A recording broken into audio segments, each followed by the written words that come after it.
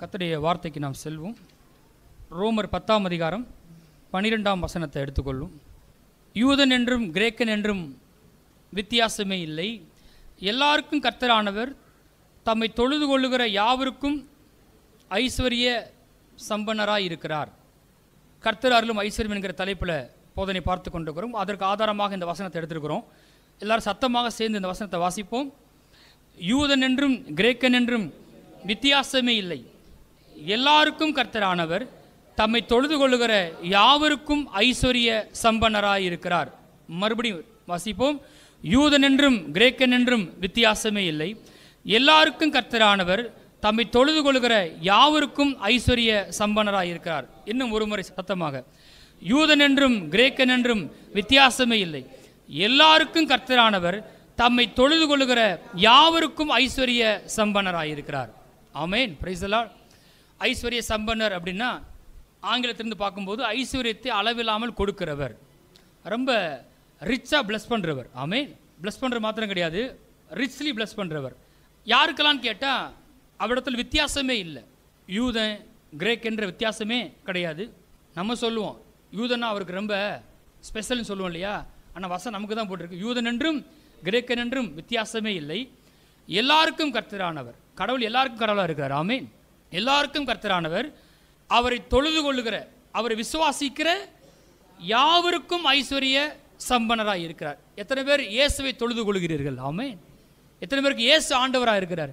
எத்தனை பேருக்கு இயேசு ரட்சகராக இருக்கிறார்? அப்படின்னா நான் சொல்கிறேன், உங்களுக்கு அவர் ஐஸ்வர்ய சம்பன்னராக இருக்கிறார். அவரை விசுவாசிக்கிற யாவருக்கும் அவர் ஐஸ்வர்ய சம்பன்னராக இருக்கிறார். ஐஸ்வர்யத்தை அளவில்லாமல் கொடுக்கிறவராக இருக்கிறார். இதெல்லாம் நம்ம ஏன் போதிக்கிறோம்னா, கர்த்தரை விட ஐஸ்வர்யம் ரொம்ப பெருசுன்னு போதிக்கலை. தேவன் தமது குமாரனை கொடுத்து ரத்தத்தை சிந்தி ஐஸ்வர்யத்தை சம்பாதிச்சிருக்கிறாரு. அதை நம்ம அறிந்து கொள்ளும் போது தான் நம்முடைய மனக்கண்கள் பிரகாசிக்குது, ஒரு வெளிச்சம் உண்டாகுது, விசுவாசம் உண்டாகிறது. அப்போ தான் நம்ம அதை என்ன செய்ய முடியும்? சுதந்திரத்து கொள்ள முடியும். அதனால தான் போதிக்கிறோம். பணத்தை நாம் என்ன செய்யலை, மையப்படுத்தவில்லை. சரி, எப்படி ஆண்டவர் இந்த ஐஸ்வர்யத்தை கொடுக்கிறார் என்று பார்க்க போகிறோம். ஆரம்பிக்கும் போது ஒரு தீர்க்க தரிசனமாக ஒரு வார்த்தை சொல்லிட்டு ஆரம்பிக்கிறேன். உங்களுக்கு வரவேண்டிய உங்களுடைய பணம், உங்களுடைய நிலம், உங்களுடைய நகை உங்களிடத்தில் திரும்ப வரும். நியாயமாக உங்களுக்கு வரவேண்டிய உங்கள் பணம், உங்கள் நிலம், உங்கள் நகை உங்கள் இடத்துல திரும்ப வரும் இயேசு நாமத்தினாலே. அதை சொன்னார், நான் சொல்லிட்டேன். சரி, எப்படி ஆண்டவர் ஐஸ்வர்யத்தை அருளாருன்னு பார்க்க போகிறோம். 2 கொரிந்தியர் 8ஆம் அதிகாரம் 9ஆம் வசனத்தை வாசிப்போம். நம்முடைய கர்த்தராகிய இயேசு கிறிஸ்துவின் கிருபையை அறிந்திருக்கிறீர்களே, அவர் ஐஸ்வர்யம் உள்ளவராய் இருந்தும் நீங்கள் அவருடைய தரித்திரத்தினாலே ஐஸ்வர்யவான்கள் ஆகும்படிக்கு உங்கள் நிமித்தம் தரித்திரர் ஆனாரே. எப்படி ஐஸ்வர்யத்தை கொடுக்குறாரு ஆண்டவர்? அவங்க மேலே தான் ரொம்ப பிரியமாக இருக்காரு, இவங்க மேலே தான் பிரியமாக இருக்காருன்னு சொல்லவே கூடாது. நாம் எந்த நிலையில் இருந்தாலும் மேலே எழும்ப முடியும். எத்தனை பேர் ஆமென் சொல்கிறீங்க? எல்லாரும் கோடீஸ்வரம் ஆகிடுவாங்க அந்த மாதிரி நான் சொல்ல வரல. ஆனால் நான் சொல்கிறேன், எல்லாரும் சாப்பிட்டு திருப்தி அடைந்து மிச்சம் எடுத்து கொடுக்குறலாக மாறுவீர்கள். யாரும் கடன் வாங்கலாம் இருக்க மாட்டோம். எல்லாரும் வந்தால் இயேசுவை பிடிச்சா கோடீஸ்வரம் ஆயிடுவாங்க அப்படின்னு சொல்லி உங்களுக்கு விசுவாசம் இருந்தால் ஆவீங்க இயேசு நாமத்தினால. கர்த்தர் இந்த சபையில் லட்சாதிபதி எழுப்புவார், கர்த்தர் இந்த சபையில் கோடீஸ்வரர் எழுப்புவார் இயேசு நாமத்தினால. இங்கே வந்தவங்களை அப்படி ஆக்குவார். அவர் அதை எப்படி செய்கிறாருன்னு கேட்டால், தமது குமாரனை சிலுவையில் பலியாக கொடுத்து அதை எல்லாருக்கும் உரியதாக மாற்றியிருக்கிறார். எல்லாருமே இதை நம்பலாம். அவர் ஐஸ்வர்யம் உள்ளவராக இருந்தும் அவருடைய தரித்திரத்தினாலே, அவர் எந்த அளவுக்கு தரித்திரரானார் சிலுவையை பார்க்கும்போது, அவர் எவ்வளவு பெரிய ஐஸ்வர்யவான். அப்படிப்பட்டவர், வானத்துக்கும் பூமிக்கும் சொந்தக்காரர், உயரமும் உன்னதமுமான சிங்காசனத்தில் வீற்றிருக்கிறவர், நிர்வாணமாக சிலுவையில் எனக்காக தொங்கினார். அவர் ஐஸ்வர்யம் உள்ளவராக இருந்தும், பாருங்க நல்லா கவனிங்க, நமக்கு ஒரு சேர் கொடுத்துட்டு அதை இறங்குங்கன்னு சொன்னால் எந்திரிக்க மாட்டோம். எத்தனை பேர் ஆமென் சொல்கிறீங்க? தலையாட்ட மாட்டீங்களா? ரொம்ப கஷ்டம் அது. நமக்கு ஒரு சேரை கொடுத்து ஒரு பொறுப்பை கொடுத்து என்னமோ இடத்துல போயிட்டு வச்சுங்களேன், அதுலேருந்து இறங்குது ரொம்ப ரொம்ப கஷ்டம். ஆனால் அவர் எல்லாம் உடையவராக இருந்தும் தம்மை தாமே வெறுமையாக்கின்னு போட்டிருக்கு பைபிள். எத்தனை பேர் கர்த்தரை உயர்த்த வேணும் விரும்புகிறீங்க? அப்படி உயர்த்தனா கண்டிப்பாக உங்களை நீங்கள் வெறுமையாக்க வேண்டும். ரொம்ப முக்கியம் வாழ்க்கை உள்ளான விதத்தில். தம்மைத்தாமே வெறுமையாக்கி எல்லாத்தையும் விட்டுட்டு மகிமையெல்லாம் துறந்து அப்பாவின் சித்தத்துக்கு ஒப்பு கொடுத்தார். ஐஸ்வர்யம் உள்ளவராய் இருந்தும் அவருடைய தரித்திரத்தினாலே, அவர் தரித்திரர் ஆகாமல் ஐஸ்வர்யனாக முடியாது. ஏன்னா அவர் சுமக்கிற தரித்திரம் யாருடையது? என்னுடைய தரித்திரம். அவர் ஐஸ்வர்யம் உள்ளவராய் இருந்தும் அவருடைய தரித்திரத்தினாலே நாம் ஐஸ்வர்யவான்கள் ஆகும்படிக்கு நம் நிமித்தம் சிலுவையில் தரித்திரர் ஆனாரே. இது எத்தனை பேர் ஆழமாக நம்புறீங்க? இதுதான் அஸ்திபாரம். இந்த ஒரு வசனத்தை ஆழமாக ஒரு மனுஷன் நம்புவான்னு சொன்னால் இந்த வழியில் நாம் ஐஸ்வர்யவான்கள் ஆக முடியும். சிலுவையில் அவர் தரித்திரர் ஆனாரா? உங்கள் ஆவியில் நீங்கள் ஏற்கனவே ஐஸ்வர்யங்களாக ஆக்கப்பட்டிருக்கிறீர்கள். உங்கள் ஆவி நீதிமான் எத்தனை பேர் நம்புறீங்க? உங்கள் ஆவி சுகமாக இருக்குன்னு எத்தனை பேர் நம்புறீங்க? இயேசுவை போலவே இருக்குது. அதே போல் நான் சொல்லுகிறேன், உங்கள் ஆவி ஐஸ்வர்யவானாக இருக்கிறது. எதையுமே தேவன் செய்யும்போது காண்கிற விதத்தில் செய்கிறது கிடையாது. எல்லாவற்றையுமே செய்து முடித்து ஆவியில் வைத்திருக்கிறாரு. எல்லாவற்றையுமே தேவன் ஆவியிலேருந்து ஆரம்பிக்கிறார். ஏன்னா தேவன் ஆவியாக இருக்கிறார். எல்லாமே அங்கேருந்து ஆரம்பிக்குது. என்னுடைய ஸ்பிரிச்சுவல் ரியாலிட்டி ரொம்ப முக்கியம். நான் யாருன்னு கேட்டால், நான் கிறிஸ்துவுக்குள் ஐஸ்வர்யவனாக ஆக்கப்பட்டிருக்கிறேன். நான் ஏழை கிடையாது. ஆக அவர் அருளுகிற ஐஸ்வர்யம் எப்படி வருதுன்னு கேட்டால் சிலுவை மூலமாக வருது. எல்லாரும் சொல்லுங்கள், அவர் ஐஸ்வர்யம் உள்ளவராக இருந்தும் அவருடைய தரித்திரத்தினாலே நான் ஐஸ்வர்யவன் ஆகும்படிக்கு என் நிமித்தம் சிலுவையில் தரித்திரர் ஆனாரே. தொடர்ந்து வாசிப்போம். 2 கொரிந்தியர் 9:8. மேலும் நீங்கள் எல்லாவற்றிலும் எப்பொழுதும் சம்பூர்ணமுடையவர்களாயும் சகலவித நற்கிரியைகளிலும் பெருகலாய் இருக்கும்படியாக தேவன் உங்களிடத்தில் சகலவித கிருபையையும் பெருக செய்ய வல்லவராய் இருக்கிறார். உங்களை ஐஸ்வர்யவன் ஆக்குறதுக்காக கிருபை கொடுக்கிற தேவனாய் இருக்கிறார். ஆமென். அவருடைய கிருபை உங்களை ஐஸ்வர்யவன் ஆக்கும். யாருக்கோ கிடையாது. எல்லாருக்காகவும் குமாரனை கொடுத்தாரு. எல்லாருக்காகவும் சிலுவையில் தொங்கினாரு. எல்லாருக்காகவும் தரித்திரர் ஆனார். எல்லாரும் ஐஸ்வர்யம் ஆக்கப்பட்டிருக்கோம் ஆவியில். அதே போல் இங்கே போட்டிருக்குது, நாம் எப்பொழுதும் எல்லாவற்றிலும் சம்பூர்ணமாக இருக்கும்படிக்கு அவர் சகலவித கிருபையும் பெருக செய்ய வல்லவராய் இருக்கிறார். என்ன ஐஸ்வர்யவனாக்க அவர் கிருபை அளிக்கிற தேவனாய் இருக்கிறார். எல்லாரும் சொல்லுங்க, கிருபை. சத்தமாக சொல்லுங்க, கிருபை ரொம்ப முக்கியம். எத்தனை பேர் இந்த காலைவேளை கிருபையை நம்பி வந்திருக்கிறீங்க? கர்த்தர் சமூகத்துக்கு போனாலே புதிய ஏற்பாடு சொல்லுது, மேன்மை பாட்டுறதுக்கு ஒன்றுமே கிடையாது. நம்முடைய மெரிட்டுன்னு ஒன்றுமே கிடையாது. புதிய ஏற்பாட்டில் நல்லா ஆழமாக நம்பணும். ரொம்ப பைபிள் வாசிக்கிறேன், ரொம்ப ஜெபிக்கிறேன், தசமாக செலுத்துகிறேன், ஊழியம் பண்ணுறேன், நான் ரொம்ப நல்லவன், இதெல்லாம் அங்கே வேலையே ஆகாது. ஒரே ஒரு விஷயம், அவருடைய இரக்கத்தை பெறும்படி வந்திருக்கிறேன். ஆமென். அவருடைய இரக்கம். எபிரேயர் 4:16. ஆதலால் நாம் இரக்கத்தை பெறவும் ஏற்ற சமயத்தில் சகாயம் செய்யும் கிருபையை அடையவும் தைரியமாக கிருபாசன தண்டையிலே சேரக்கடவும். ஒவ்வொருத்தரும் தேவ சமூகத்துக்கு ஒவ்வொரு நாளும் வரும்போது இந்த எண்ணத்தோடு தான் வரணும். இப்படி நீங்கள் வந்தீங்கன்னா, அதாவது இரக்கத்தை பெறும்படிக்கு ஏற்ற சமயத்தில் சகாயம் செய்யும் கிருபையை பெறும்படிக்கு நீங்கள் வந்தீங்கன்னா சரியான இடத்தில் நீங்கள் நிற்கிறீர்கள்.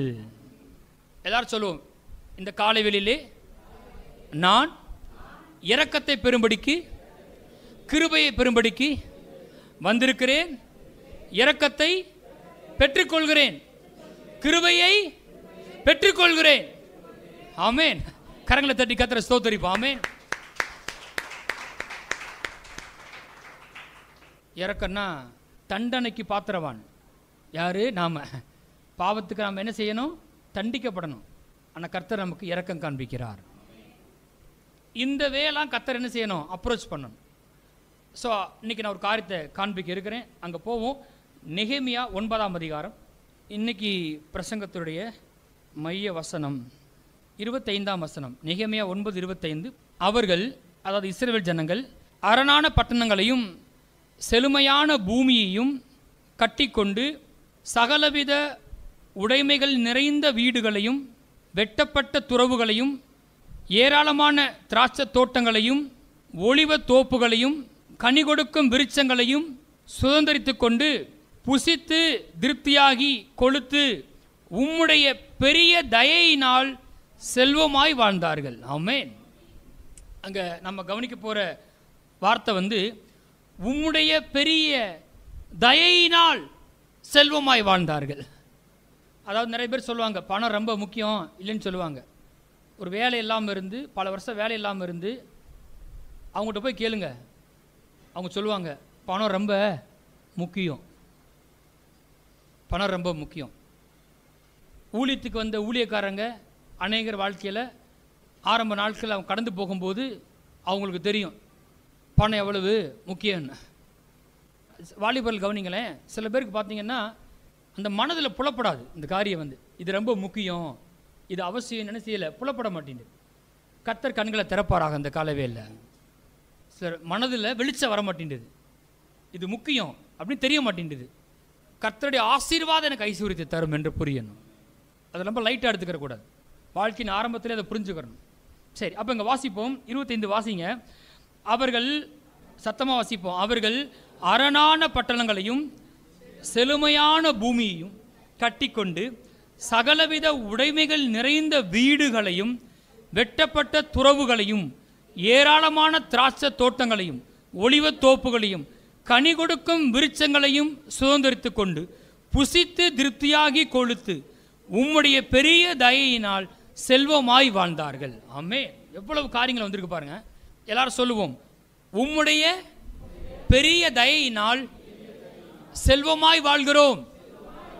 மறுபடியும் சத்தமாக, உம்முடைய பெரிய தயையினால் செல்வமாய் வாழ்கிறோம். நான் ஏன் சாமர்த்தியம், ஏன் கைப்பலன் கிடையாது, உம்முடைய பெரிய தயையினால். சொல்லுவாங்க இல்லையா, எப்படி இருக்கிறீங்க, ஏதோ உங்கள் தயவு. இல்லை இல்லை, வேதம் சொல்லுது உம்முடைய பெரிய தயையினால் செல்வமாய் வாழ்ந்தார்கள்.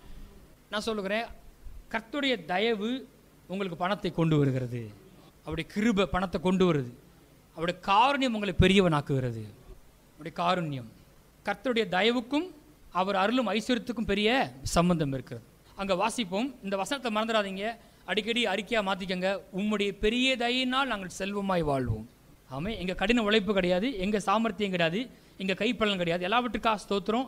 ஆனால் உம்முடைய பெரிய தயையினால் நாங்கள் செல்வமாய் வாழ்வோம். ஆமேன். அங்கே போகலாம். ஆதியாகமம் 12ஆம் அதிகாரம் 2ஆம் வசனத்தை வாசிங்க. நிறைய தயவின் வசனங்களை தான் பார்க்க போகிறோம். நான் உன்னை பெரிய ஜாதியாக்கி உன்னை ஆசீர்வதித்து உன் பேரை பெருமைப்படுத்துவேன், நீ ஆசீர்வாதமாயிருப்பாய். அப்போ அங்கே போட்டிருக்கு 2ஆம் வசனத்தில் முதல் பகுதியில், நான் உன்னை பெரிய ஜாதியாக்கி உன்னை ஆசீர்வதித்து. ஆங்கிலத்தில் முதல்ல ஐ வில் பிளஸ் யூ தான் வரும், கரெக்டாக?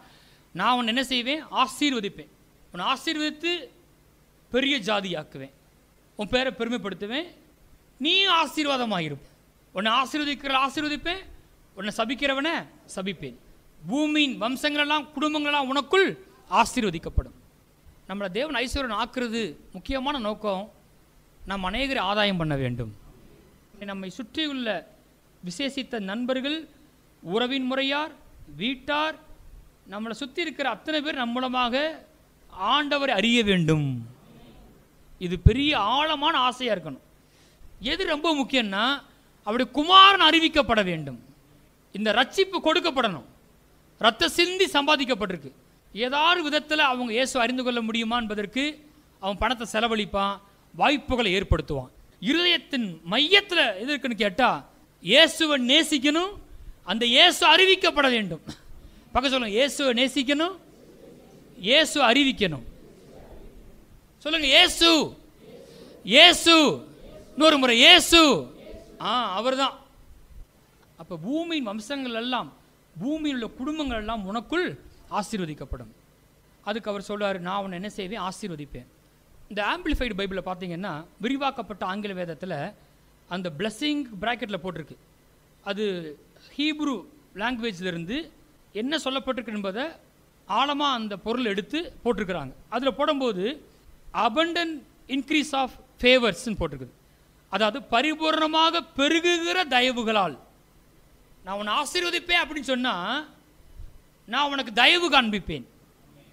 அது எப்படிப்பட்ட தயவுன்னு கேட்டால், பரிபூர்ணமாக பெருகுகிற தயவுகளால். ஆமென். கடவுள் உங்களை ஆசீர்வதிக்கார் அப்படின்னு சொன்னால், அதில் ஒரு காரியம் ரொம்ப ஆழமானது, கர்த்தர் உங்கள் மேலே ரொம்ப தயையாக இருக்கிறார். ஆமென். பரிபூர்ணமாக அபண்டன்ட் இன்க்ரீஸ் ஆஃப் ஃபேவர்ஸ், தயவின் மேலே தயவு என்ன செய்து கொடுக்கப்படுகிறது. தயைனா என்ன, பைபிளே பார்க்கணும் பாருங்க. தயவுனா என்ன அப்படின்னு சொன்னால் எத்தனை பேர் நம்புறீங்க உங்கள் மேலே கர்த்தர் தயவாக இருக்கிறாருன்னு? கர்த்தர் என் மேலே தயவாக இருக்கிறார், நான் நம்புறேன். சரி, அப்போ தயவுனா என்ன? அங்கே வாசிப்போம். நீதிமொழிகள் 19ஆம் அதிகாரம் 22ஆம் வசனம். தயவுனா என்ன? நீதிமொழிகள் 19:22. நன்மை செய்ய மனுஷன் கொண்டிருக்கும் ஆசையே தயை. நன்மை செய்கிறதுக்கு ஒரு மனுஷன் கொண்டிருக்கிற ஆசையே தயை. ஒரு மனுஷனுக்கு இன்னொரு மனுஷன் மேலே தயை உண்டாகுது. அவனை பார்த்தா ஒரு ஃபேவராக இருக்குது, அவன் மேலே ஃபேவர் விழுகுதுன்னு சொன்னால் இவனுக்குள்ளே என்ன உண்டாகுதுன்னா ஒரு ஆசை வருது. அவனுக்கு என்ன செய்யணும்? பிரைஸ் தி லார்ட், ஆமென். நான் சொல்கிறேன், கர்த்தர் உங்கள் மேலே தயவாக இருக்கிறார். உங்களை பார்க்கும் போதெல்லாம் அவருக்கு ஆசை வருது. இவனுக்கு நன்மை செய்ய வேண்டும் என்கிற ஆசையே தயை. எப்படி இவனை குற்றம் கண்டுபிடிக்கலாம், எப்படி தண்டிக்கலாம், அப்படி இல்லை. அவர் பார்க்கும்போது ரொம்ப தயவு காண்பிக்கிறார். தயையா இருக்கிறான்னு சொன்னால் வேற ஒன்றும் இல்லை. அவனை பார்க்கும்போதெல்லாம் எப்படி இவனுக்கு நன்மை செய்யலாம், நன்மை செய்ய ஒரு மனுஷன் கொண்டிருக்கும் ஆசையே தயை. ஆசை. கர்த்தர் என்ன பண்ணுறாராம்? ஆசைப்படுறாராம். அந்த தயை எனக்கு கிடைச்சிருக்கா? ஆமாம், கிடைச்சிருக்கு. வாசிப்போம். யோவான் 1ஆம் அதிகாரம் 16 வாசிப்போம். அவருடைய பரிபூரணத்தினால் நாம் எல்லாரும் கிருபையின் மேல் கிருபை பெற்றோம். அவர்னா யாரை குறிக்குது? இயேசுவை குறிக்குது. எல்லாரும் வாசிப்போம். இயேசுடைய பரிபூரணத்தினால் நாம் எல்லாரும் கிருபையின் மேல் கிருபை பெற்றோம். ஆங்கிலத்தில் அந்த கிருபையின் மேல் கிருபை பெற்றோன்னு போட்டிருக்கு இல்லையா? அந்த இடத்துல favour upon favour, blessing upon blessing, heaped upon you. தயவின் மேல் தயவு உங்கள் மீது குவிக்கப்படுகிறது போட்டிருக்கு. தயவின் மேல் தயவு குவிக்கப்படுகிறது. எப்படி கடலில் அலை அடிச்சுக்கிட்டே இருக்குதோ அது மாதிரி வேவ் ஆஃப்டர் வேவ், அலைக்கு அடுத்தபடி அலை வந்துகிட்டே இருக்கிற மாதிரி தயவின் மேல் தயவு எதனால பெற்றுக்கிட்டோம்? அவருடைய பரிபூரணத்தினால. அவர் ஐஸ்வர்யமுள்ளவராக இருந்தும் அவருடைய தரித்திரத்தினாலே நாம் ஐஸ்வர்யம் ஆகும்படிக்கு நம் நிமித்தம் சில தரித்திரர் ஆனாரே. ஏன் தரித்திரத்தை அவர் ஏற்றுக்கிட்டு அவர் பரிபூரணத்தை எனக்கு திறந்து கொடுத்துட்டார். ஆமென். என் தரித்திரத்தை அவர் ஏற்றுக்கிட்டு அவருடைய மகிமின் ஐஸ்வர்யத்தை எனக்கு திறந்து கொடுத்துட்டார். என் தேவன் தம்முடைய மகிமின் ஐஸ்வர்யத்தின்படி என் குறைவுகளை எல்லாம் கிறிஸ்து இயேசுக்குள் இம்மையிலே நிறைவாக்குவார். அவருடைய மகிமின் ஐஸ்வர்யம், அவருடைய பரிபூரணம் அங்கிருந்து எனக்கு கர்த்தர் கொடுக்கிறார். அதனால தான் நான் சொல்கிறேன், எந்த மனுஷனும் கொடுத்து நமக்கு நிறைய போவதில்லை. யாரும் கொடுத்து நிறைய போகிறது கிடையாது. நம்ம யார் கொடுக்க போகிறா? கர்த்தர் தான் கொடுக்கணும். அதனால் அவங்க கொடுக்கல, இவங்க கொடுக்கலன்னு நம்ம கோவப்பட வேண்டிய அவசியம் இல்லை. ஆண்டோட பிள்ளைகளுக்கு ஒருபோதும் அவங்க கொடுக்கல, அவங்க கொடுத்துட்டே இருந்தாங்க, இப்போ கொடுக்க மாட்டேன்றாங்க, ஆமாம் அப்படிலாம் இருக்கக்கூடாது. சில வேளை மண்ணா நின்றும். ஆமென். கர்த்தரை நோக்கி பார்க்கணும். அவருடைய பரிபூரணத்தினால் நாம் எல்லாரும் கிருபையின் மேல் கிருபை பெற்றோம். சொல்லுவோம், கிருபையின் மேல் கிருபை, தயவின் மேல் தயவு, ஆசீர்வாதத்தின் மேல் ஆசீர்வாதம், வெற்றியின் மேல் வெற்றி, பலனுக்கு மேல் பலன், மகிமின் மேல் மகிமை. ஆமென். கர்த்தனை பண்டாராம் கொடுத்துட்டே இருக்கார். அவருடைய பரிமாணத்தினால் எத்தனை பேர் பெற்றோம்? நாம் எல்லாரும் பெற்றோம். எத்தனை பேருடைய இருதயம் இயேசு அப்ரிசியேட் பண்ணுது? ஆமென். எப்பவுமே இயேசுவை நினைக்குதா? இல்லை நாம ரொம்ப தகுதியான ஆள் நினைக்கிறோமா? அந்த தயவு பணக்காரனாக்கும். வாசிப்போம்.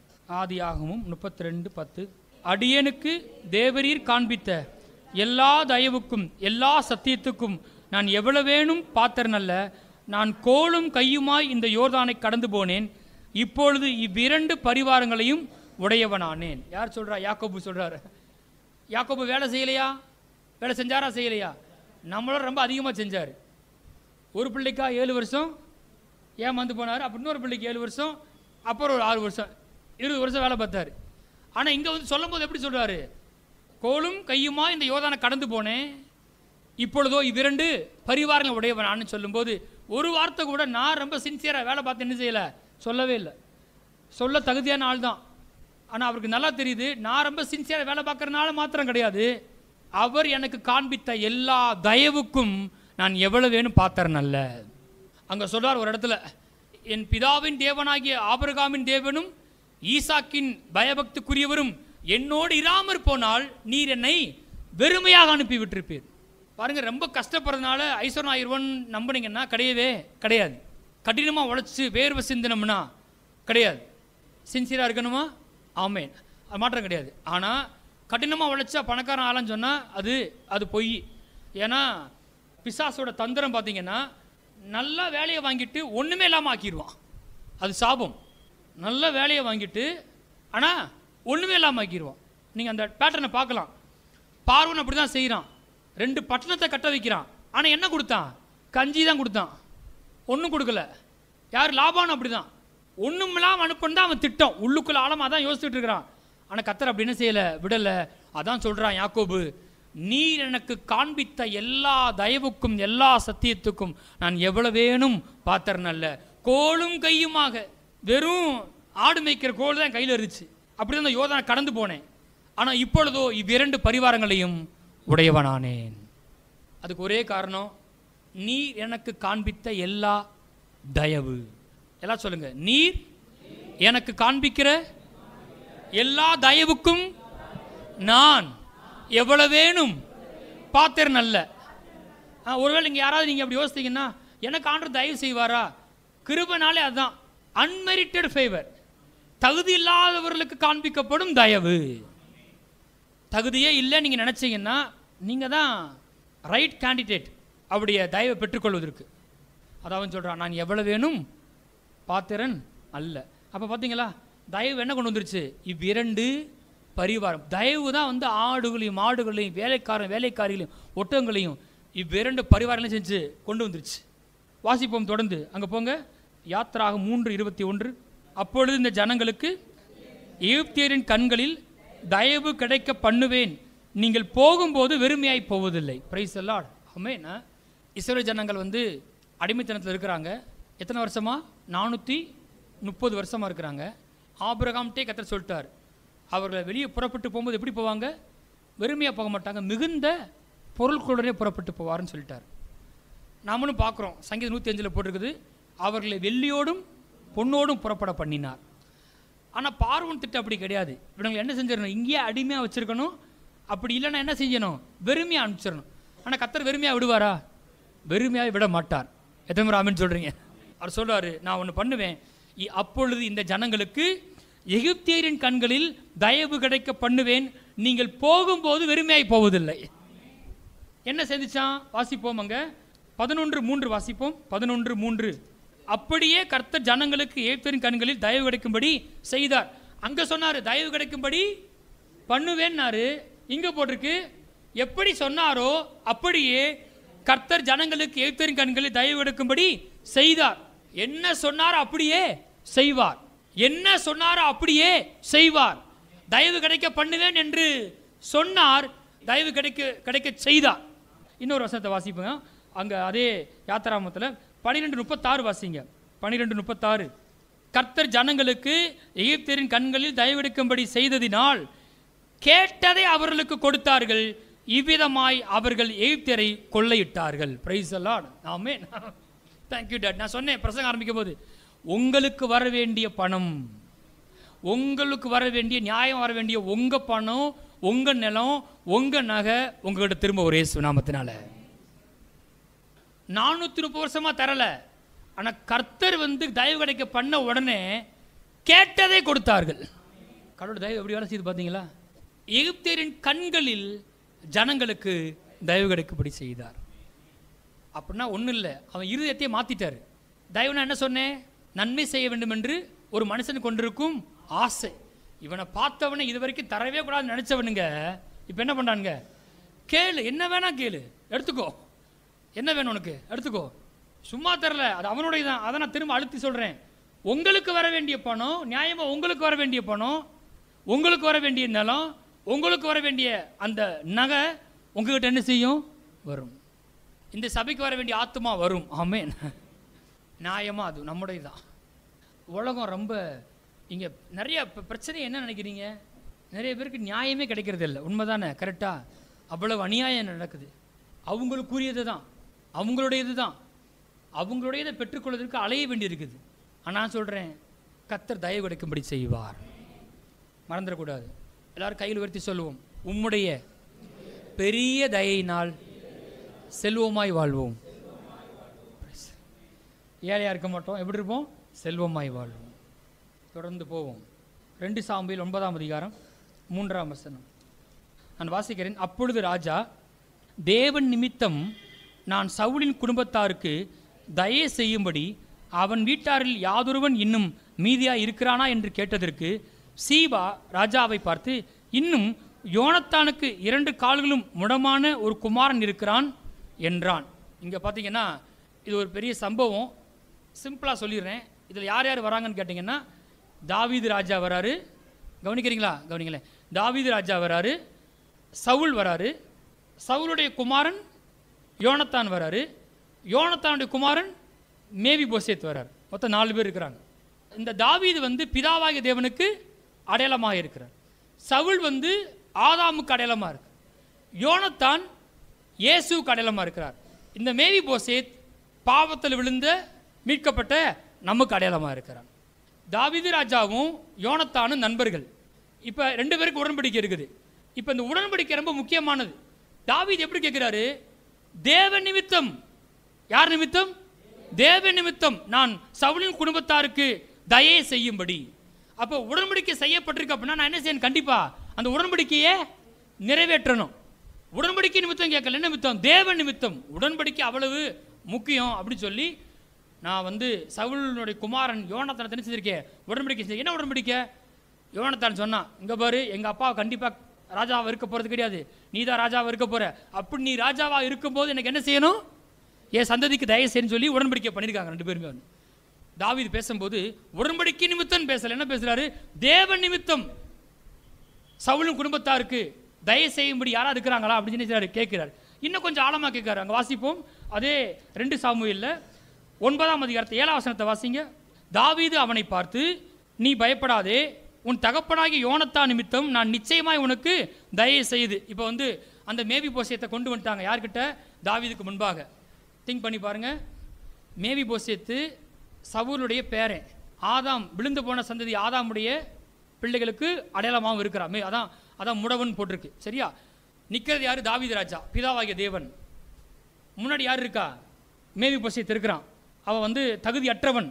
ஆனால் தாவீது ராஜா கேட்குறாரு, பயப்படாத, நான் தண்டிக்க மாட்டேன். யோனத்தான் நிமித்தம். யார் நிமித்தம்? நான் உடன்படிக்கையை பண்ணேனே அந்த யோனத்தான் நிமித்தம் அவனு நான் உடன்படிக்கை செஞ்சுக்கிட்டோம். அந்த காயங்கள் என் கரத்தில் என்ன செய்து இருக்குது? தழும்புகள் இருக்குது. அதாவது இயேசுவின் நிமித்தம். பயப்படாத, இயேசுவின் நிமித்தம், யோனத்தான் நிமித்தம் நான் உனக்கு நிச்சயமாய் தயை செய்து என்ன செய்வேன்னு போட்டிருக்கு. உன் தகப்பனாகிய சவுலின் நிலங்களை எல்லாம் உனக்கு திரும்ப கொடுப்பேன், நீ என் பந்தியில் நித்தம் அப்பம் புசிப்பா என்றான். அந்த நிலம்லாம் அவனுக்கு தான் வரணும்.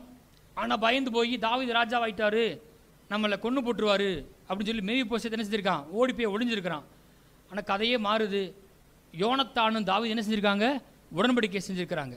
அந்த உடன்படிக்கை நிமித்தம் சவுல் ஒருவேளை தப்பான ஆளாக இருக்கலாம்.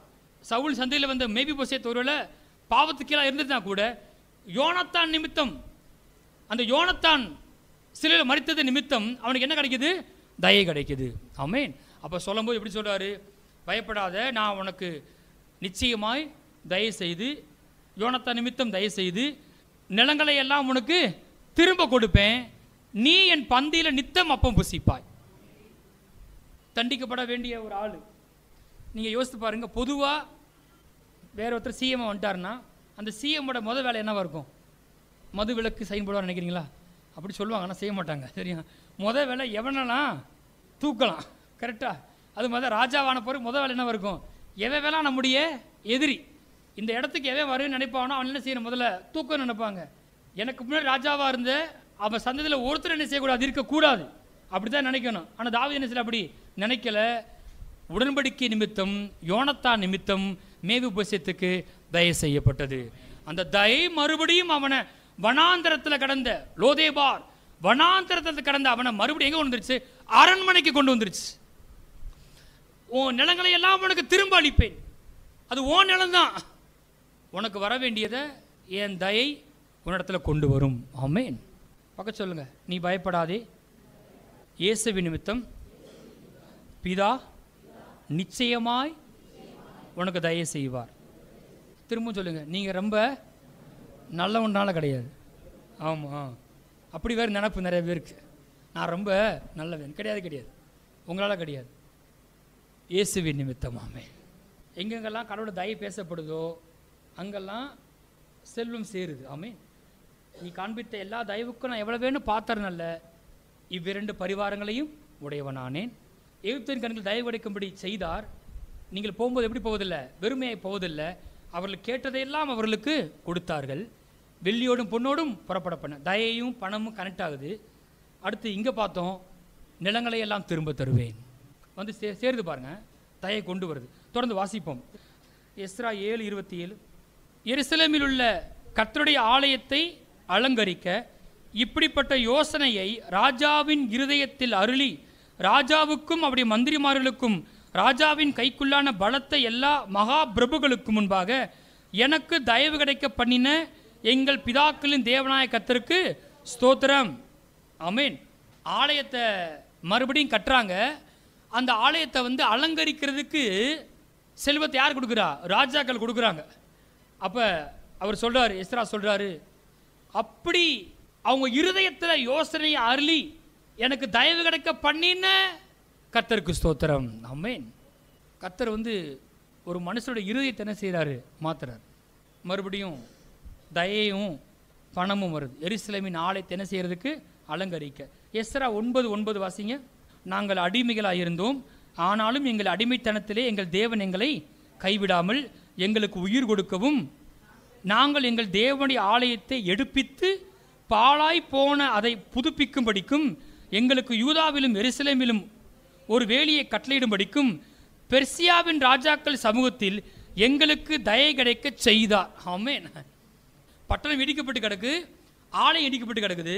இவங்க சொல்கிறாங்க, நாங்கள் அடிமையாக இருந்தோம். என்னவா இருந்தோம்? அடிமையாக இருந்தோம். ஆனால் அடிமையாக இருந்த எங்களை கர்த்தர் என்ன செய்யலை? கைவிடலை.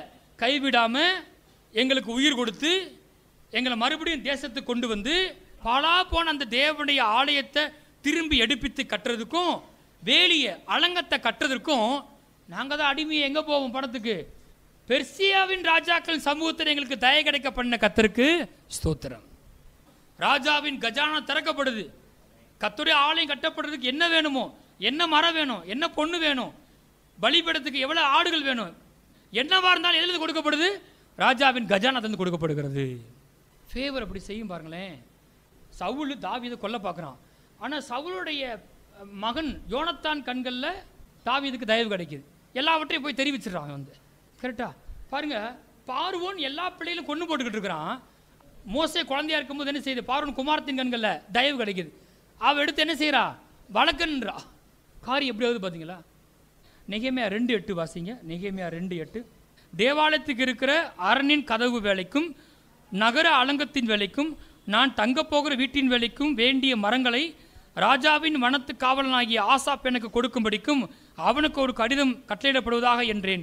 என் தேவனுடைய தயவுள்ள கரம் என் மேல் இருந்தபடியால் ராஜா அவைகளை எனக்கு கட்டளையிட்டார். நான் சொல்கிறேன், நீங்கள் போகிற இடத்துல என்ன கேட்குறீங்களோ அது உங்களுக்கு கொடுக்கப்படும் இயேசு நாமத்தினால.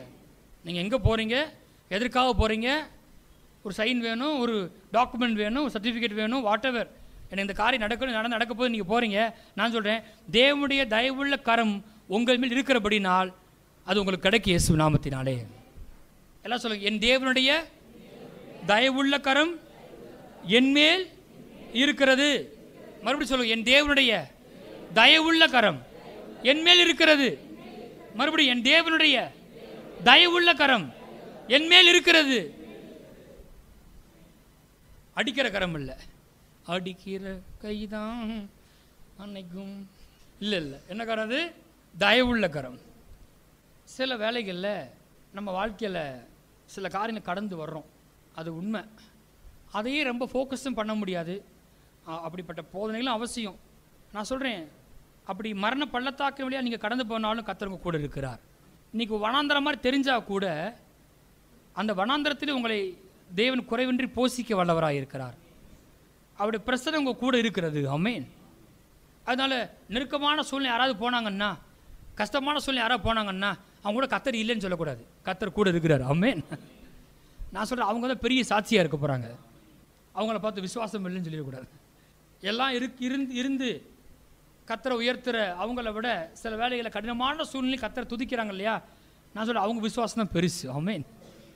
ஒன்றுமே இல்லாமல் இருக்கிறீங்க சார், அப்படி இடத்துல இருக்கிறீங்கள, நான் சொல்கிறேன், இப்போ தான் உங்கள் விசுவாசம் வேலை செய்ய போகுது. ஆமென். இங்கே தான் உங்களுக்கு இன்றைக்கி உங்கள் கண்களில் காண்றதுக்கு ஒன்றுமே இல்லை. உங்கள் வீட்டில் ஒன்றுமே இல்லை, உங்கள் அக்கௌண்ட்டில் ஒன்றுமே இல்லை, உங்கள் பர்ஸில் ஒன்றுமே இல்லை. எல்லாமே எம்டியாக இருக்குது. ஆனால் ஒன்று மாத்திரம் இருக்குது, விசுவாசம் இருக்குது. அந்த விசுவாசம் ஒன்று செய்து காணப்படாதவில் நிச்சயமாக இருக்கிறது, நம்பப்படலும் உறுதியாக இருக்குது. குறிப்பாக இந்த கண்ணால் காண்றதுக்கு ஒன்றும் இல்லாதப்போ தான் எது உண்மையிலே வேலை செய்யுதுன்னு கேட்டால் என்னுடைய விசுவாசம் வேலை செய்கிறது. Price the Lord. நெகேமியா 9 அந்த 25 திரும்ப கூட வாசிப்போம்.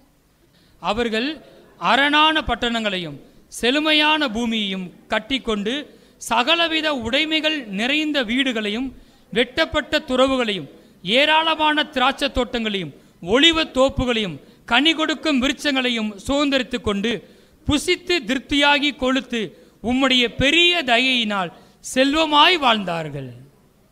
35 வாசிப்போம். 35 அதே அதிகாரத்தில், அவர்கள் தங்கள் ராஜ்யத்திலும் நீர் அவர்களுக்கு கொடுத்த உம்முடைய பெரிய தயையிலும் நீர் அவளுக்கு முன்பாக திறந்து வைத்த விசாலமும் செழிப்புமான தேசத்திலும் உமக்கு ஊழியம் செய்யாமலும் தங்கள் துர்க்கருமங்களை விட்டு திரும்பாமலும் போனார்கள். அது அவங்கள பற்றி போட்டிருக்கு. நீங்கள் அதிகாரத்தை வாசித்து பாருங்க. அவன் திரும்ப திரும்ப பாகால்கிட்டே போகிறான், ஆனாலும் கத்தனை பண்ணுறார். ஆனாலும் கத்தர் கிருபை செய்கிற தேவனாக இருக்கார். வாசித்து பாருங்க. ஆசீர்வதிக்க முன்பும் ஆசீர்வதித்த பின்பும் நம்ம இடத்துல இருக்கணும். கத்தரத்தில் மனமகிழ்ச்சியாக இருக்க வேண்டும். பார்க்க சொல்லுங்க, கத்தரத்தில் மனமகிழ்ச்சியாக இரு. கத்தரத்தை மனமகிழ்ச்சியாக கத்தர் என்ன செய்ய? தேடு, விட்டுறாத. இல்லாதப்பையும் தேடு, சத்தப்போ சொல்லுங்க, இருக்கிறப்பையும் தேடு. ஆண்டவர் என்ன செஞ்சாராம்? பெரிய தயை காண்பிச்சார். அந்த பெரிய தயை ஒன்று செஞ்சிச்சு. நீர் அவர்களுக்கு முன்பாக திறந்து வைத்த விசாலமும் செழிப்புமான தேசம். எல்லாம் சொல்லுங்க, விசாலமும் செழிப்புமான தேசம். விசாலமும் செழிப்புமான தேசம் தப்பு கிடையாது, அது வேணும். மறுபடியும் சொல்லுவோம், விசாலமும் செழிப்புமான தேசம். விசாலமான இடம் வேணுமா சபைக்கு? ஆமேன். அது செழிப்பா இருக்கணுமா? ஆமேன், நல்லது, அது பிரச்சனை இல்லை, அது ஓகே, அது இருக்கணும். ஆனால் அங்கே என்ன பண்ணணும்னு கேட்டால், விசாலமும் செழிப்புமான தேசத்தில் உமக்கு ஊழியம் செய்யாமல் துர்க்கருமங்களை செஞ்சாங்களாம். பிரச்சனை விசாலம் செழிப்பான தேசம் கிடையாதுங்க, அதில் தப்பு கிடையாது, அது வேணும். அங்கே போய் என்ன செய்யணும்? கர்த்தருக்கு ஊழியம் செய்யணும். கார் இருக்கிறது ஆசீர்வாதம். எத்தனை பேர் சொல்கிறீங்க கார் இருக்கிறது? ஆமென், பிரைஸ் எல்லாம். பைக் ஆசீர்வாதமா? ஆமென், ஆசீர்வாதம் தான். அதை கொண்டு நான் கர்த்தரை தேட முடியும். ஆகவே இவங்க போய் அடிமையாக இருந்தவங்க தேசத்தை சுதந்திரிச்சிட்டாங்க. சுதந்திரிச்சாங்கன்னா பெரிய பெரிய நான் எங்கள் பலத்தில் பண்ணிட்டமாக்கும் அப்படின்னு கிடையாது, அப்படி தயினால் சுதந்திரிச்சாங்க. அதையும் கர்த்தர் சொல்றார். வாசிப்போம். சங்கீதம் 44:3. அவர்கள் தங்கள் பட்டயத்தால் தேசத்தை கட்டி கொள்ளவில்லை. அங்கே என்ன வாசித்தோம்? அரணான பட்டணங்களையும் செழுமையான பூமியையும் கட்டி கொண்டு. நல்லா கவனிங்க, அதாவது இந்த பைபிளில் வசனம் வாசிக்கிறோம்ல, அரணான பட்டணம், செழுமையான பூமி, சகலவித உடைமைகள் நிறைந்த வீடுகள், வெட்டப்பட்ட துறவுகள், கனி கொடுக்கும் திராட்சை தோட்டங்கள், இதெல்லாம் பார்க்குறல, இதை லைட்டாக விட்டுறக்கூடாது. அந்த வார்த்தை தான் உங்கள் வாழ்க்கையில் விசாலமும் செழிப்புமான தேசத்தையே கொண்டு வரப்போகிறது. அந்த வார்த்தை தான் அப்படியே மாறப்போகுது. அந்த வார்த்தை அப்படியே மாறப்போகுது. சரியா? அங்கே போட்டிருக்கு அப்படி இதை கட்டி கொண்டுன்னு போட்டிருக்கு. ஆனால் இங்கே போட்டிருக்கு, அவர்கள் தங்கள் பட்டயத்தால் தேசத்தை கட்டி கொள்ளவில்லை. அவங்க என்னமோ சண்டை போட்டு அவங்க யுத்தம் பண்ணி கட்டிக்கிறல. வாசிப்போம். அவர்கள் புயமும் அவர்களை ரட்சிக்கவில்லை. சத்தமாக வாசிப்போம். நீர் அவர்கள் மேல் பிரியமாய் இருந்தபடியால் உம்முடைய வலதுகரமும் உம்முடைய புயமும் உம்முடைய முகத்தின் பிரகாசமும் அவர்களை ரட்சித்தது. Price the Lord. அவங்க பெரிய சண்டை போடுறதுல சண்டை போட்டு பண்ணிட்டாங்களாக்கும், அப்படி கிடையாது. அவங்க பட்டயத்தினால தேசத்தை கட்டி கொள்ளல, அவங்க புயமும் அவங்க என்ன செய்யல, ரட்சிக்கல. உம்மது வலதுகரம், உம்முடைய புயம், உம்முடைய முகத்தின் பிரகாசம். சத்தமா சொல்லுவோம். உம்முடைய வலதுகரம், உம்முடைய புயம், உம்முடைய முகத்தின் பிரகாசம். இதனால தான் அவங்க அந்த தேசத்தை சுதந்திரித்து கொண்டு செல்வமாய் வாழ்ந்தார்கள். அங்கே போவோம். எஸ்தர் 2. தயைக்கும் பணத்துக்கும் சம்பந்தம் இருக்குது. 9 வாசிங்க. அந்த பெண் அவன் பார்வைக்கு நன்றாய் இருந்ததினால் அவளுக்கு அவன் கண்களிலே தயை கிடைத்தது. ஆகையால், போதும் எல்லாம் சொல்லுங்க, ஆகையால். ஒருத்தர் மேலே தயை கிடைச்ச உடனே கர்த்தர் நீங்கள் போகிற இடத்துல மனசதை கிடைக்க செய்ய முடியுமா முடியாதா? கண்டிப்பாக செய்ய முடியும். சரியா? வாசிப்போம். அங்கே ஆகையால் அவளுடைய சுத்திகரிப்புக்கு வேண்டியவைகளையும் அவளுக்கு தேவையான மற்றவைகளையும் அவளுக்கு கொடுக்கவும், ராஜ அரண்மனையில் இருக்கிற 7 தாதிமார்களை அவளுக்கு நியமிக்கவும் ஜாக்கிரதைப்பட்டு கன்னிமாடத்தில் சிறந்த ஒரு இடத்திலே அவளையும் அவள் தாதிமார்களையும் வைத்தான். ஸ்பெஷல் பிளேஸ் கிடைக்குது. உங்கள் பிள்ளைகளுக்கு கிடைக்குமா? நான் சொல்கிறேன், கண்டிப்பாக கிடைக்கும். அவங்க அந்த வேலைக்கு போன உடனே, அந்த ஊருக்கு போன உடனே, அந்த இடத்துக்கு போன உடனே தயவு கிடைக்கும். ஆமென். கர்த்தர் கிடைக்க செய்வார். அப்படி அந்த அரண்மனையிலேயே சிறந்த ஒரு இடத்திலே அவளையும் அவள் தாதிமார்களையும் வைத்தான். அவளை பியூட்டிஃபை பண்ணுறதுக்கு என்னெல்லாம் வேணுமோ அதெல்லாம் என்ன செஞ்சான்? கொடுத்தான்.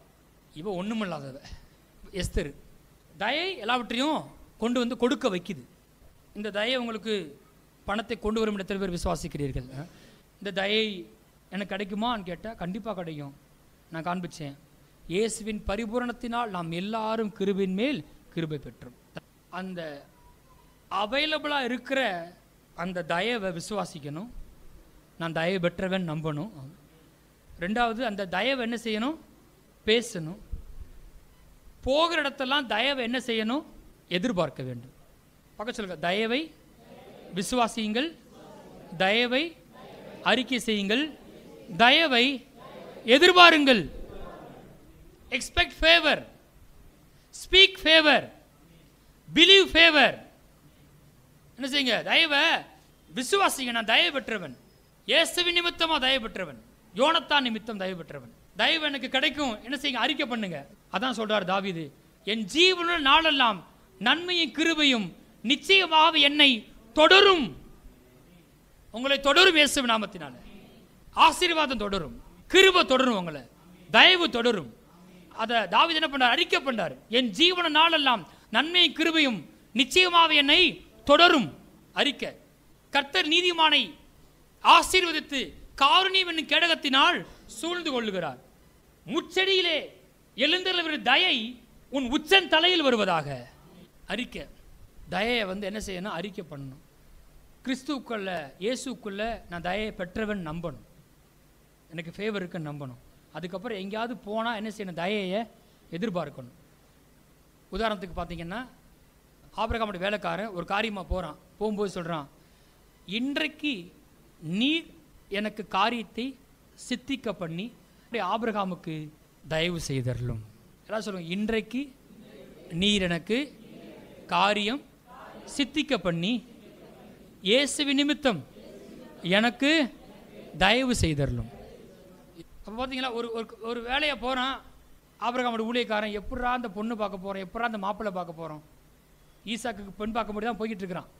ஜெபம் பண்ணுறான். இன்றைக்கு நீர் எனக்கு காரியம் சித்திக்க பண்ணி என் எஜமான ஆபிரகாமுக்கு தயவு செய்தரலும். அப்படி குமாரன் ஈசாக்கு என்ன செய்ய போகிறேன்? பெண் கொள்ளும்படி போகிறேன். ஏற்ற பெண் என்ன செய்யும்? கொண்டு வாருன்னு போயிட்டுருக்கிறான். அதை மட்டும் வாசிப்போமா? ரூத் போங்க. ரூத் 2ஆம் அதிகாரம் 2ஆம் வசனத்தை வாசிங்க.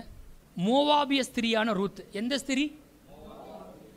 அப்போனா ரொம்ப மோசமான ஆள்கள் மோவாபியர்கள், கர்த்தருக்கு விரோதமான ஆள்கள். ஆனால் பிரசங்கத்தை ஆரம்பிக்கும் போதே சொன்னேன், யூதன் என்றும் கிரேக்கன் என்றும் வித்தியாசமே இல்லை. பிரைசலாட ஆள் யாரு? மோவாபிய ஸ்திரீ. மோவாபிய ஸ்திரியான ரூத் என்பவள் நகோமியை பார்த்து, நான் வயல்வெளிக்கு போய் யாருடைய கண்களில் எனக்கு தயை கிடைக்குமோ அவர் பிறகே கதிர்களை பொறுக்கி கொண்டு வருகிறேன் என்றால், அதற்கு இவள், என் மகளே போ என்றாள். அப்போ எப்படி சொல்லிட்டு போறா? வெளியே போகும்போது, யாருடைய கண்கள் எனக்கு தயை கிடைக்குமோ. இத்தனை பேர் அந்த மாதிரி வெளியே போறீங்க? பிரைஸ்லா. வெளியே போகும்போது இன்னைக்கு எனக்கு தயவு கிடைக்க போகுது. ஆமென். உங்களுக்கு தெரியும். அடுத்த வசனத்தை வாசிங்க. 3ஆம் வசனம். அவள் போய் வயல்வெளியில் அறுக்கிறவர்கள் பிறகே பொறுக்கினாள். தற்செயலாய் அவளுக்கு நேரிட்ட அந்த வயல் நிலம் எலிமெலேக்கின் வம்சத்தானாகிய போவாசுடையதாக இருந்தது. அது வயல் போட்டிருக்கு, தற்செயலான்னு போட்டிருக்கு. அது தற்செயலா? கிடையவே கிடையாது. நம்ம லைஃப்பில் எதுவுமே தற்செயலாக நடக்கிறது கிடையாது. தற்செயல் கிடையாது. நீங்கள் வந்ததுக்கு ஒரு முகாந்தரம் இருக்குன்னு கர்த்தர் சொல்லுகிறார். ஆமென். தற்செயல் கிடையாது. கரெக்டாக எங்கே போய் நின்றுட்டா? சரியான லொக்கேஷனில் கொண்டு போய் நிறுத்திட்டார் கர்த்தர். ஆமென். நான் சொல்கிறேன், இந்த வேலையில் சிரமப்படுறீங்க சார், பண விஷயத்தில், கர்த்தர் உங்களை நீங்கள் எந்த இடத்துக்குன்னு திட்டமிட்டிருக்காரோ அங்கே கொண்டு போய் நிறுத்துவாராக. there is a place. இங்கே இருந்தால் தான் நீங்கள் ஆசைப்பட முடியும் கர்த்தர் வச்சிருக்காரு. அங்கே கர்த்தர் கொண்டு போய் வைக்க போகிறார். ஆமே. அந்த வேலையில், அந்த தொழிலில், அந்த இடத்துல வைக்க போகிறார். அப்போ இங்கே தற்செயலாக நடக்கலை, கர்த்தர் தயையே தான். ஏன்னா ஃபேவர், கிரேஸ் ஒரு விஷயத்தை செய்யும் நம்ம வாழ்க்கையில். ரைட் பிளேஸில் ரைட் டைமில் இருக்க வைக்கும். ஆமேன். சரியான நேரத்தில் சரியான இடத்துல கொண்டு போய் சேர்க்கும். அது தயவு செய்யும். ஆக நான் ஒன்று செய்யணும், தயவை விசுவாசிக்கணும், தயவுக்காக ஜெபிக்கணும். அதாவது தாங்கன்னு அப்படி ஜெபிக்கிறது இல்லை. ஒரு காரியமாக போகும்போது எப்படி ஜெபிக்கிறோம் அப்படின்னு செய்யணும், ஜெபிக்கணும். இருக்கிற தயவை அறிக்கை செய்யணும், தயவின் வசனத்தை அறிக்கை செய்யணும். தயவை எதிர்பார்க்க வேண்டும். எது வித்தியாசத்தை உண்டாக்குதோ, யார் இந்த பிரசங்கத்தை திரும்ப கேட்டு இந்த வசனங்களை திரும்ப விசுவாசித்து அதை தன்னோட அறிக்கையாக மாற்றி அதை அப்ளை பண்ணுறாங்களோ, அப்படி செய்கிற எல்லாருமே தயவு அனுபவிப்பார்கள். வித்தியாசத்தை இதுதான் உண்டாக்குது. இவங்களுக்கு தயவு கர்த்தர் அதிகமாக காமிக்கிறார், அங்கே காண்பிக்க மாட்டோம், அப்படி கிடையாது. யார் இதை பொசஸ் பண்ணுறாங்களோ, சுதந்திரிக்கிறாங்களோ, அவங்க அதை அனுபவிப்பார்கள்.